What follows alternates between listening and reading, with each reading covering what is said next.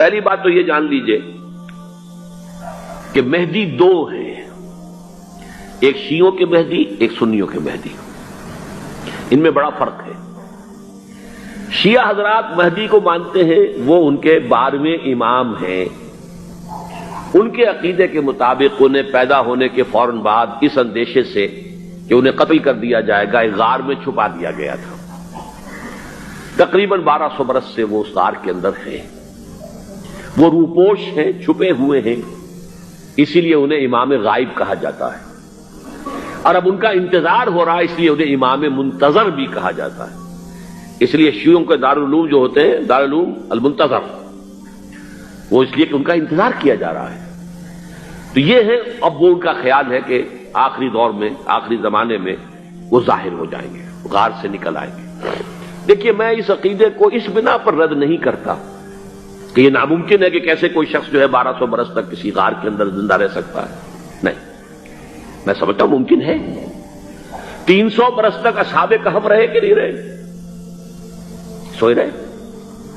300 years ہم مانتے ہیں۔ حضرت عیسیٰ اسی حیات عرضی کے ساتھ 2000 سال سے موجود ہیں آسمان پہ کہ نہیں ہے؟ آپ کو معلوم ہے حضرت عزیر 100 برس تک مرنے کے بعد دوبارہ زندہ کر دیے گئے۔ فَأَمَاتَهُ اللَّهُ مِئَةَ عَامٍ ثُمَّ بَعَثَهُ۔ تو ناممکنات میں سے کوئی سوال پیدا نہیں ہوتا، لیکن یہ کہ آیا کوئی امامت معصومہ کا تصور قرآن اور حدیث سے ہمیں ملتا ہے؟ پھر یہ کیا یہ موروثی امامت کہ حضرت علی کی نسل جو حضرت فاطمہ سے چلی ہے اسی میں یہ امامت ہوگی؟ اس کے لیے ہمارے پاس کوئی دلیل نہیں ہے، ہم اس کو تسلیم نہیں کرتے۔ ہم تو سمجھتے ہیں کہ معصومیت ختم ہو گئی محمد الرسول اللہ صلی اللہ علیہ وسلم پر، خاتم المعصومین ہے محمد الرسول اللہ۔ اب ان کے بعد تو اجتہاد ہے اور خلافت ہے، عام معاملات میں اجتہاد ہوگا، نظام خلافت کا ہوگا۔ تو ہمارے نزدیک جو میں جس مہدی کا نام لے رہا ہوں وہ مہدی ہے جو ایک مجدد ہوں گے، جیسے کہ مجددین کے نام میں نے آپ کو گنوائے ہیں، مجدد الفسانی ہو، شاہ ولی اللہ ہو، سید احمد بریلوی ہو، شیخ الہند ہو، ایک ہوں گے انسان جو پیدا ہوں گے انسانوں کی طرح، عام طور پر اپنی عمر کو، پختگی کو پہنچیں گے، پھر وہ سامنے آئیں گے منظر پر، پھر وہ کام کریں گے، قیادت کریں گے، عرب میں ان کا ظہور ہوگا۔ دوسری بات یہ نوٹ کر لیجئے حضرت مہدی کے بارے میں، ہمارے ہاں احادیث کے جو مجموعے ہیں ان میں جو ٹاپ کے 2 مجموعے ہیں ان میں کہیں حضرت مہدی کا ذکر نہیں ہے، نہ صحیح بخاری میں نہ صحیح مسلم میں، لیکن ہم اسے نظر انداز نہیں کر سکتے کہ صحائح ستہ کی بقیہ 4 کتابوں کے اندر موجود ہیں،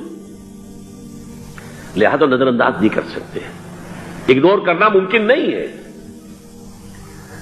اب اس میں میں چاہتا ہوں کہ کچھ حدیثیں آپ کو میں سناؤں جن میں حضرت مہدی کا تذکرہ کیا گیا ہے۔ پہلی ہے وعن عبداللہ ابن مسعود قال قال رسول اللہ صلی اللہ علیہ وسلم، حضرت عبداللہ ابن مسعود سے روایت ہے، وہ فرماتے کہ حضور نے ارشاد فرمایا لا تذهب الدنيا حتى يملك العرب رجل من اہل بیتی،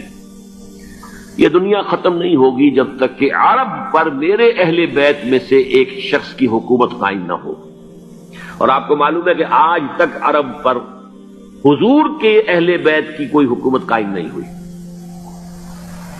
اور جب قائم ہوئی بھی تھی حضرت علی کو اگر شمار کیا جائے، اس لیے کہ حضور نے وہ جو مشہور واقعہ ہے کہ ایک چادر میں لے لیا تھا حضرت علی کو اور حضرت فاطمہ اور حضرات حسنین کو، اللہم ہؤلاء اہل بیتی، اے اللہ یہ بھی میرے اہل بیت ہیں۔ تو حضرت علی کی بھی حکومت منعقد نہیں ہوئی، پورے عالم اسلام پر ان کی حکومت نہیں تھی، اس لیے کہ شام اور مصر دونوں صوبے جو ہیں انہوں نے ان کی اطاعت قبول نہیں کی تھی۔ اس حوالے سے یہ معاملہ ابھی ہونا ہے۔ لا تذهب الدنيا حتى يملك العرب رجل من اہل بیتی یواطئ اسمہ اسمی، اس کا نام وہی ہوگا جو میرا نام ہے، یعنی محمد صلی اللہ علیہ وسلم، اور ان کا نام بھی، مہدی کا نام بھی محمد ہے، مہدی تو ان کا لقب ہے۔ یہ ترمذی میں بھی ہے، ابو داؤد میں بھی ہے، سنن ابی داؤد، جامع ترمذی، بلکہ ابو داؤد میں ایک اور روایت ہے، قال حضور نے فرمایا لو لم يبق من الدنيا الا يوم، اگر دنیا کی زندگی میں سے کچھ بھی نہ بچے سوائے ایک دن کے، لطول اللہ تعالی ذلك اليوم، تو اللہ تعالیٰ اس دن کو لمبا کر دے گا، حتی یبعث فیہ رجلا منی، یہاں تک کہ میرے خاندان میں سے ایک شخص کو اٹھائے گا، من اہل بیتی، میرے اہل بیت میں سے یواتے ہو اسمہ اسمی و اسم ابی ہے اسم ابی، جس کا نام میرے نام پر ہوگا، جس کے والد کا نام میرے والد کے نام پر ہوگا، محمد ابن عبداللہ ان کا نام ہوگا، اور وہ یملأ الارض قسطا وعدلا کما ملئت ظلما وجورا، وہ سرزمین عرب کو عدل اور انصاف سے اسی طرح بھر دیں گے جیسے کہ وہ ظلم اور زیادتی سے بھر چکی ہوگی۔